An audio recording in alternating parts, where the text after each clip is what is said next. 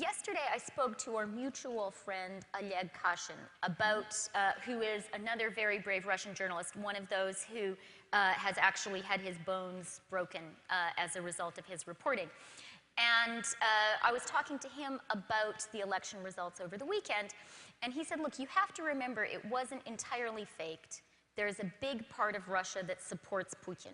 Do you agree with him? I disagree. Because if you look at what happened in the election, independent exit polls show that Putin got somewhere around 50%, right? He claimed to get more than 60%. In fact, he got somewhere around 50%.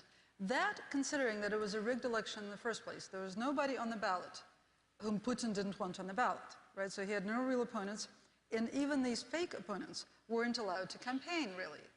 So having a monopoly on the media, having a monopoly on public conversation, having a monopoly on the elections, he still got probably less than 50%.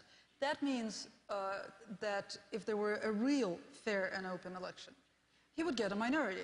Sure, there would be some people who voted for him, but it would be a minority of Russians at this point. So there's no way to consider him a legitimate president.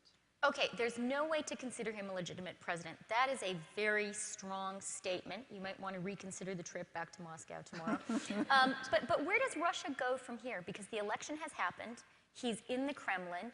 The election results have been acknowledged by the world, including by the U.S. State Department. Does Russia have to wait for 6 years? I don't think so. I mean, tyrants create a trap for themselves because on the one hand, he rigged the election. On the other hand, that means that the election can't really be used to legitimize him. So people like you don't consider that he is a democratically elected leader, is that right? Right, and I think that, in fact, the country understands this. The country, I mean, people know when they're fooled. This is something you sense even if you don't read the opposition media. And the real question now is, will the protest movement wane for a while, or will it just gain momentum? There are some people like me who think that this is still more reason to protest. There are other people who are really demoralized because as much as they understood what was going to happen, it's still really upsetting to have the vote stolen from under you in such a brazen manner as Putin did.